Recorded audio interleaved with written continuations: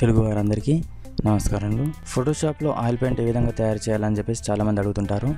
So ఇక్కడ మనకు చూస్తున్నట్లయితే కొన్ని ఆయిల్ పెయింట్ ఎఫెక్ట్లు మనం ఇక్కడ చూడవచ్చు. ఇలాంటి ఆయిల్ పెయింట్ ఎఫెక్ట్లను మనం ఏ విధంగా తయారు చేయాలనేది ఇప్పుడు మనం ఈ ఫోటోషాప్ ద్వారా నేర్చుకుందాం. యాక్చువల్లీ ఆయిల్ పెయింట్ ఎఫెక్ట్ అనేది మనకి ఆల్రెడీ CS6 లేదా CCలో ఇన్బిల్డ్గా రావడం జరిగింది.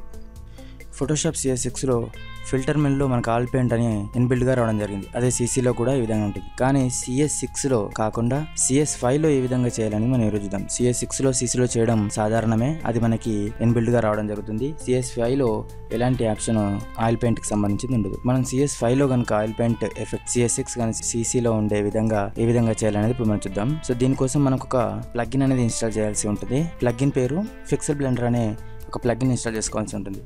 సో ఇప్పుడు మన దాంట్లో CS6 ఉంది, అదేవిధంగా CS5 కూడా ఉంది. కావున ఇది మనం అడోబ్ ఎక్స్టెన్షన్ మేనేజర్ CS5లో ఓపెన్ చేయాలి.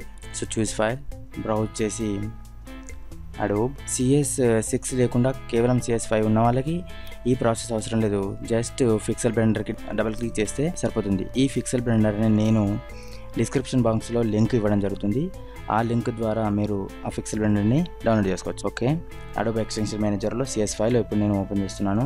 సో ఇన్స్టాలింగ్ ఎక్స్టెన్షన్ అని చెప్పేసి మనకి ఇక్కడ పడింది. సో దాని లైసెన్స్ అగ్రిమెంట్స్ ఉన్నాయి, accept.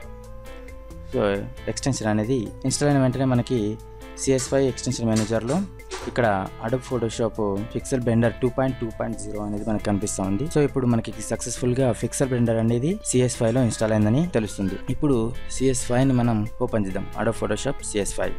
Okay, Adobe Photoshop CS5 మనకి ఇక్కడ ఓపెన్ అయింది. ఇప్పుడు ఒక ఫోటోని మనం CS5లోకి తీసుకొద్దాం. సో ఒక ఫోటోని నేను తీసుకురావడం జరిగింది.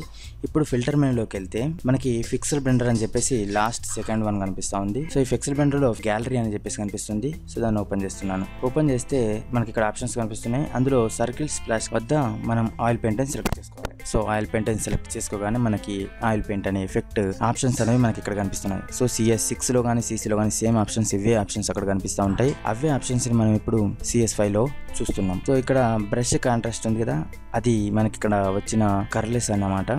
సో వాటిని తగ్గు చేసుకోవడానికి మనం ఈ లాస్ట్ పాయింట్ని తక్కువ చేసుకోవాలి.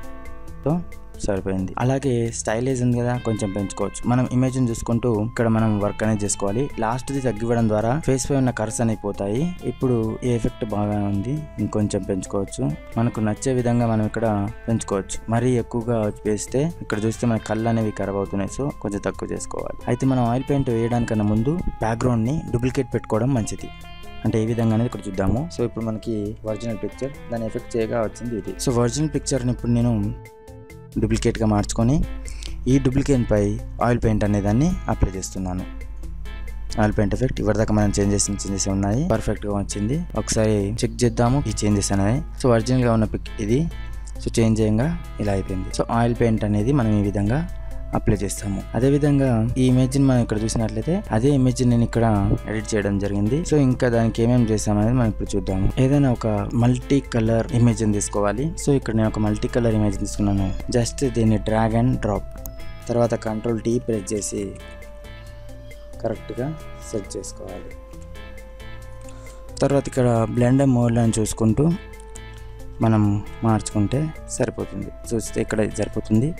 డివైడ్ అని పెట్టాను, అంటే ఒక మల్టీ కలర్ తీసుకొని డివైడ్ పెట్టి మనం ఆయిల్ పెయింట్ ఎఫెక్ట్ వేస్తే ఇది అద్భుతంగా తయారైపోయింది. తర్వాత దాన్ని మనం ఒకసారి ఒరిజినల్ పిక్ కొని దీన్ని కంపేర్ చేసుకున్నట్లయితే ఇలా ఉన్న పిక్ ఈ విధంగా మారిపోయింది. సో ఈ విధంగా మనం ఆయిల్ పెయింట్ని మనం CS5లో ఉపయోగించవచ్చు. సాధారణంగా ఇవి CS6 అదేవిధంగా ఆ పై వర్షన్లలో ఫిల్టర్ మెనూలో లిక్విఫై కింద ఆయిల్ పెయింట్ అని చెప్పేసి రావడం జరుగుతుంది. కానీ CS5లో అది ఉండదు. సో దానికోసం మనం పిక్సెల్ బ్లెండర్ అనే ఒక అప్లికేషన్ని, ఒక ప్లగ్ఇన్ని ఇన్స్టాల్ చేసి ఈ విధంగా ఆయిల్ పెయింట్ని మనం యూజ్ చేసుకున్నాం. ఎక్కువగా గ్రాఫిక్ కార్డు లేని వాళ్ళు ఈ విధంగా CS5ని ఉపయోగించి పిక్సెల్ బ్లెండర్ అప్లికేషన్స్తో మనం ఆయిల్ పెయింట్ని ఉపయోగించవచ్చు. సో ఈ వీడియో కనుక మీకు నచ్చినట్లయితే మేము ఇతరులు కూడా షేర్ చేయండి. అదేవిధంగా మరిన్ని టెక్నికల్ మరియు ఫోటోషాప్ వీడియోస్ కోసం మా యూట్యూబ్ ఛానల్ని సబ్స్క్రైబ్ చేసుకోగలరు. అదేవిధంగా మా వెబ్సైట్ www.architectinfo.com ని విజిట్ చేయగలరు.